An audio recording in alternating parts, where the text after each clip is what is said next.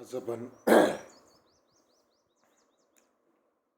पाठीमागच्या लेक्चर्समध्ये आपण ऑपॅम्पची ॲप्लिकेशन्स पाहिली होती. पहिलं जे ॲप्लिकेशन पाठीमागच्या लेक्चरला जे पाहिलं होतं ते होतं कम्पॅरेटर. हा जो कम्पॅरेटर असेल तर कम्पॅरेटरचं जे ॲप्लिकेशन आहे ते आहे स्मिथ ट्रिगर.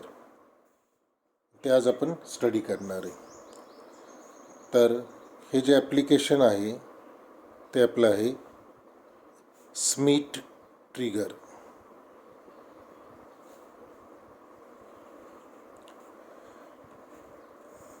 आता हा स्मिथ ट्रिगर कशासाठी वापरला जातो पहा.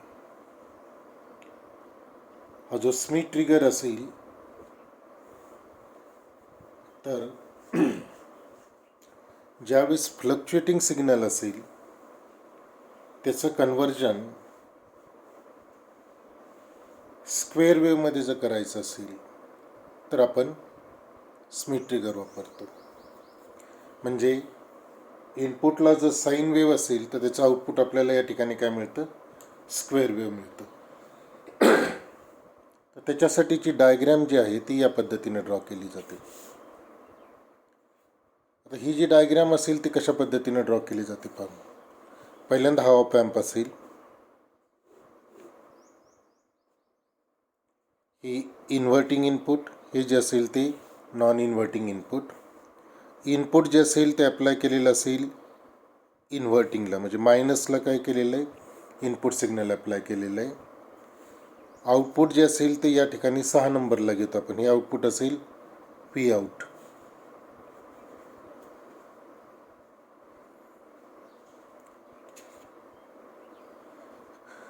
आणि हे जे नॉन इन्व्हर्टिंग इनपुट असेल ते काय केलेलं आहे, ग्राउंड केलेलं आहे through resistance R2, through resistance R1. आणि हा जो R1 असेल किंवा हे जे नॉन इन्व्हर्टिंग इनपुट असेल तिथून आउटपुटला काय केलेलं आहे, एक फीडबॅक रेजिस्टर जोडलेला आहे. हा फीडबॅक रेजिस्टर या पद्धतीनं जोडलेला असतो. हे input voltage non inverting input जे असेल ते काय केलेलं आहे, ग्राउंड केलेलं आहे. नॉन इन्व्हर्टिंग टर्मिनल आणि आउटपुटमध्ये काय एक फीडबॅक रेजिस्टर आहे R2. आउटपुट घेतलेलं आपण 6 नंबरला. आणि या ठिकाणी आपण काय करतो, नेहमीप्रमाणे प्लस VCC आणि या ठिकाणी येईल मायनस VCC. सप्लाय व्होल्टेज जो असेल तो काय केलेला असतो, कनेक्ट केलेला असतो. तर ही डायग्रॅम झाली स्मिथ ट्रिगरची. अतिशय सोपी डायग्रॅम आहे.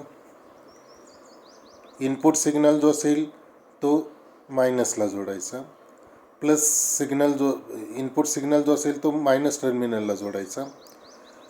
नॉन इन्व्हर्टिंग इनपुट जे असेल ते काय करायचं, ग्राउंड करायचं थ्रू रेजिस्टन्स R1. पुन्हा नॉन इन्व्हर्टिंग इनपुट आणि ग्राउंड याच्यामध्ये एक रेजिस्टर जोडायचा R2, तो फीडबॅक रेजिस्टर असेल. सप्लाय जो असेल तो प्लस VCC आणि minus VCC.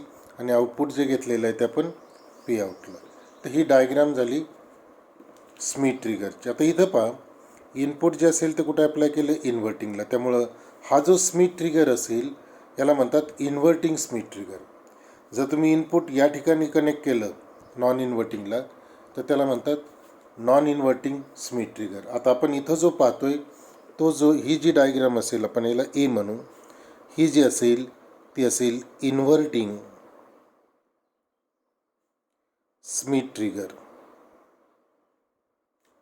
Inverting Schmitt trigger.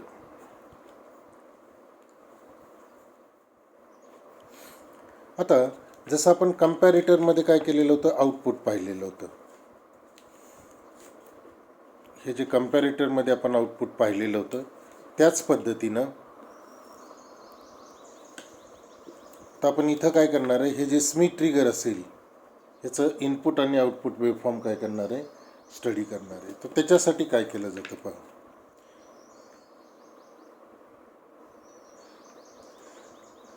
पहिल्यांदा याची कन्स्ट्रक्शन मी ऑलरेडी सांगितली होती. The input voltage is applied to the inverting terminal because of the feedback voltage at the non inverting input is adding the input voltage the feedback is positive. म्हणजे हा जो इथलं output असेल ते कुठल्या टर्मिनलला जोडलेला आहे, पण प्लसला जोडलेला आहे. त्यामुळे हा जो फीडबॅक असेल तो काय असेल, पॉझिटिव्ह फीडबॅक असेल. अ कम्पॅरेटर, बेसिकली हा काय कम्पॅरेटर. अ कम्पॅरेटर आपण पाहिलं होतं, कम्पॅरेटरला फीडबॅक नसतो. कम्पॅरेटरला तिथं काय असतो, फीडबॅक नसतो. पण इथं काय केलेलं आहे, this is the basic comparator which has a positive feedback. A comparator using positive feedback like this is usually called as a Schmitt trigger. म्हणजे जर कम्पॅरेटरला पॉझिटिव्ह फीडबॅक दिलेला असेल, म्हणजे आउटपुट व्होल्टेज हे नॉन इन्व्हर्टिंग इनपुटला जोडलेलं असेल, तर त्याला म्हणायचं स्मिथ ट्रिगर. आता पहा, इथं दोन कंडिशन असतील. हे जे आउटपुट एकतर पॉझिटिव्ह सॅच्युरेटेड असेल किंवा निगेटिव्ह सॅच्युरेटेड असेल. आपण कम्पॅरेटरमध्ये पाहिलं होतं की आउटपुट एकतर काय असतं, पॉझिटिव्ह सॅच्युरेटेड असतं. म्हणजे तुम्ही कम्पॅरेटरची आपण डायग्राम पाहिली होती की कम्पॅरेटरचं झिरो क्रॉसिंग कम्पॅरेटर असेल, हे इनपुट व्होल्टेज, आणि हे जर असेल आउटपुट व्होल्टेज, आणि हा झिरो. जर इनपुट व्होल्टेज झिरोपेक्षा जास्त असेल तर आउटपुट व्होल्टेज काय असतं, plus V saturation. Input voltage याच्यापेक्षा कमी असेल ते असतं मायनस व्ही सॅच्युरेशन. म्हणजे आउटपुट व्होल्टेज एकतर पॉझिटिव्ह सॅच्युरेशन असेल किंवा निगेटिव्ह सॅच्युरेशन असेल. कशामध्ये, कम्पॅरेटरमध्ये. आणि मग आता इथं स्मिथ ट्रिगर आहे. हा जो स्मिथ ट्रिगर आहे तो काय करणार, तो काय करेल, आउटपुट एकतर हे पॉझिटिव्ह सॅच्युरेशनमध्ये असेल किंवा निगेटिव्ह सॅच्युरेशनमध्ये असेल. मग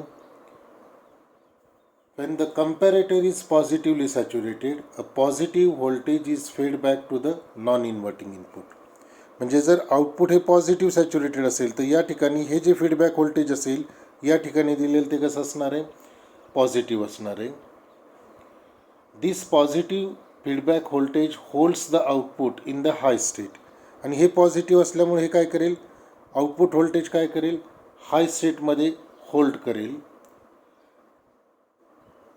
जर आउटपुट व्होल्टेज निगेटिव्ह सॅच्युरेशन असेल, आता पहा पहिली कंडिशन आपण कशी पाहिली, जर आउटपुट व्होल्टेज पॉझिटिव्ह सॅच्युरेशन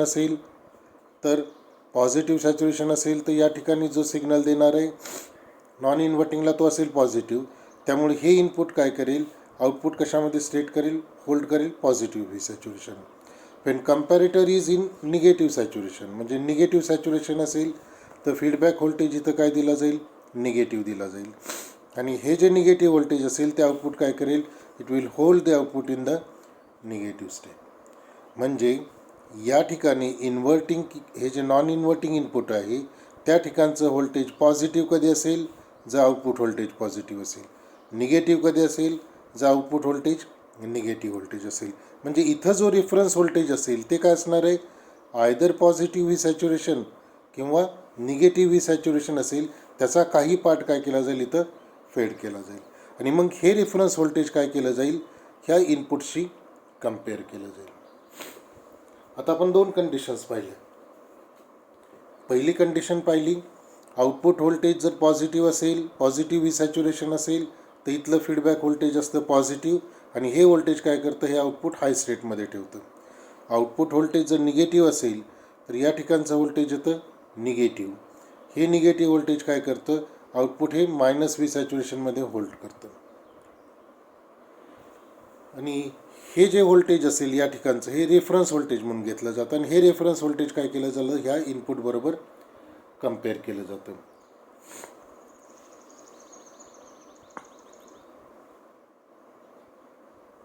आता आपल्याला फीडबॅक फ्रॅक्शन कॅल्क्युलेट करायचं आहे.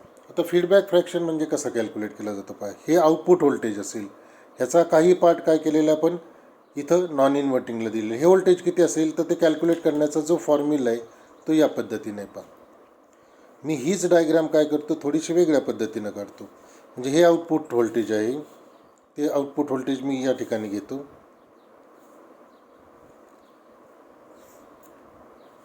हे या ठिकाणी काय झालं, आउटपुट व्होल्टेज झालं. त्याच्यानंतर काय केलेलं आहे, एक रेजिस्टर आहे R2. म्हणजे इथं एक रेजिस्टर काय घेतलेला आहे, R2 घेतलेला आहे. त्याच्यानंतर हा पॉईंट आला की जो आपण कुठं दिलेला आहे, प्लसला दिलेला आहे. त्याच्यानंतर R1 काय केलेलं आहे, ग्राउंड केलेलं आहे. म्हणजे हा R1 ग्राउंड केलेला आहे. म्हणजे हे व्होल्टेज असेल R1. आणि R1 म्हणजे ग्राउंड आणि हा प्लस याच्या अक्रॉसचं व्होल्टेज आपण प्लसला दिलेलं आहे, म्हणून हे जे व्होल्टेज असेल हे काय होतं, व्ही रेफरन्स होतं. जे रेफरन्स व्होल्टेज या ठिकाणचं जे असणार आहे व्ही रेफरन्स, तो किती असणार आहे, R1 जो रेजिस्टर असेल त्याच्या अक्रॉसचं व्होल्टेज म्हणजे व्ही रेफरन्स. आता हे व्ही रेफरन्स कसं द्यायचं, तर ते कॅल्क्युलेट करताना आपण जनरल फॉर्म्युला व्होल्टेज डिवायडरचा वापरायचा. R1च्या अक्रॉसचं व्होल्टेज म्हणून आपण काय करणार आहे, V reference is equal to, इथं काय करतो आहे, R1च्या अक्रॉसचं व्होल्टेज येते म्हणून तो रेजिस्टर घ्यायचा R1 डिवायडेड बाय, हे दोन रेजिस्टर सिरीजमध्ये आहेत त्यामुळे त्यांचा इक्विव्हॅलंट रेजिस्टन्स काय येईल, R1 plus R2 into applied voltage किती, पी आउट.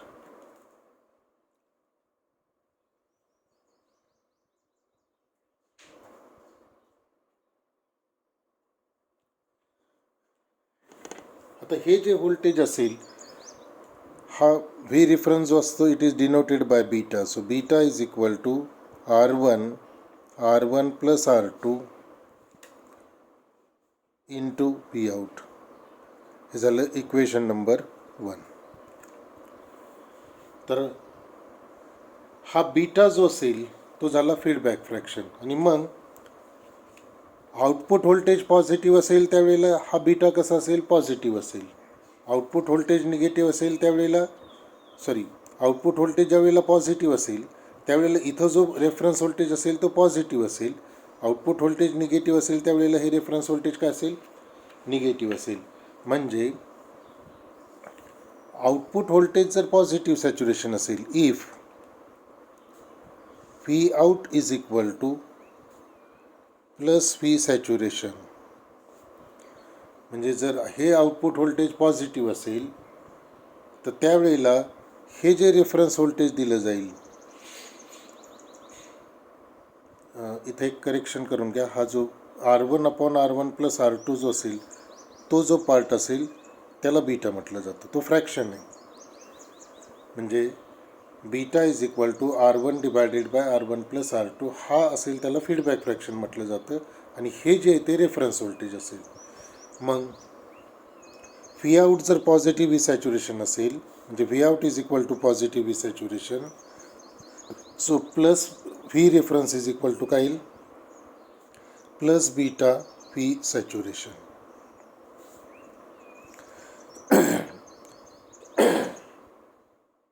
आणि if P out is equal to minus V saturation, त्यावेळेला हे जे रेफरन्स व्होल्टेज येईल it is equal to minus beta V saturation. म्हणजे जर आउटपुट व्होल्टेज पॉझिटिव्ह असेल तर व्ही रेफरन्स पॉझिटिव्ह असेल, आउटपुट व्होल्टेज निगेटिव्ह असेल तर व्ही रेफरन्स काय असेल, निगेटिव्ह. आणि ती व्हॅल्यू कशावरती डिपेंड असते, it will depend upon the value of beta. आता काय केलं जातं, हे जे रेफरन्स व्होल्टेज असेल ते कम्पेअर केलं जातं.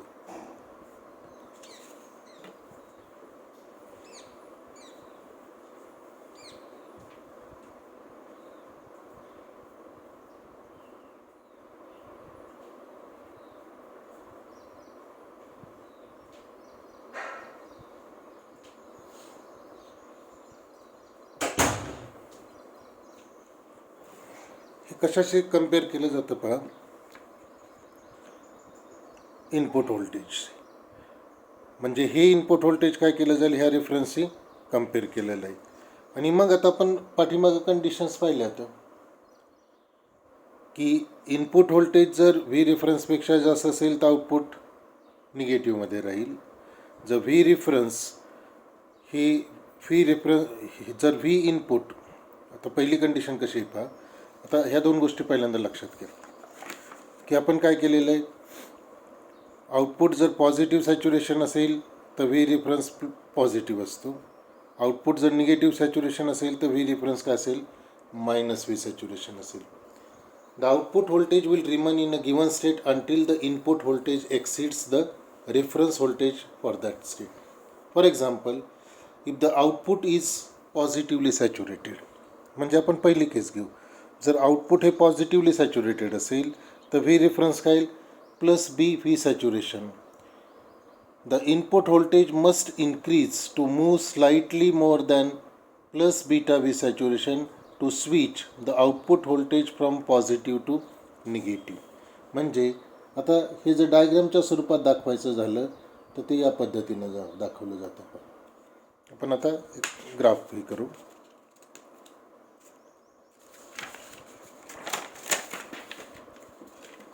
आता हा ग्राफ कशा पद्धतीने ड्रॉ केला जातो पहा.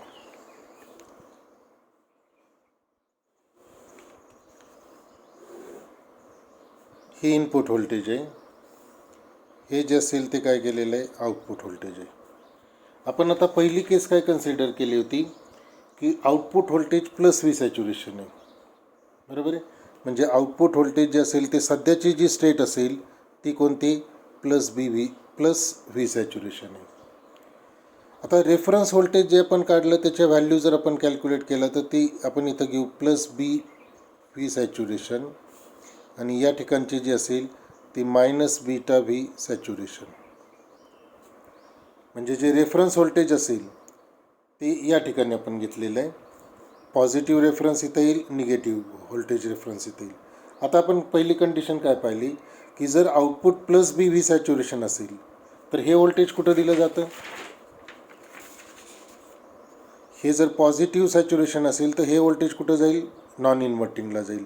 मग हे व्होल्टेज काय करतं, हे जे पॉझिटिव्ह व्होल्टेज असेल या ठिकाणचं it will remain in the same state कुठपर्यंत, ज्या वेळेला इथलं जे व्होल्टेज असेल रेफरन्स व्होल्टेज त्याच्यापेक्षा हे व्होल्टेज जास्त होईल. हे व्होल्टेज जास्त झालं म्हणजे काय होईल मायनस जास्त होईल आणि मायनस जास्त झाल्यामुळं काय होणार आहे आउटपुट जे असेल पॉझिटिव्ह व्ही सॅच्युरेशनचं निगेटिव्ह सॅच्युरेशनमध्ये काय होईल स्विच होईल.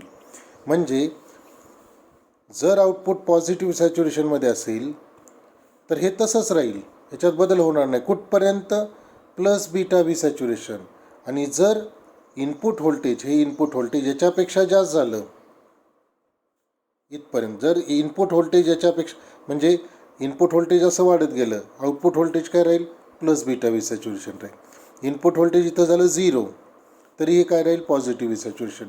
आणि इथून पुढं जसं जसं जाल तसं इथं गेल्यानंतर if input voltage exceeds the plus beta V saturation, हे जे आउटपुट पॉझिटिव्ह आहे ते काय होईल स्विच होईल, it will go into the negative saturation. म्हणजे काय आले मायनस व्ही सॅच्युरेशन. आता ही डायग्राम कशी आहे पहा, हे इकडून सुरुवात झालेली आहे या पद्धतीनं. हा पाथ जो असेल तो आपण या पद्धतीनं घेतो, ठीक आहे. आता याच्यानंतर दुसरी कंडिशन पाहू.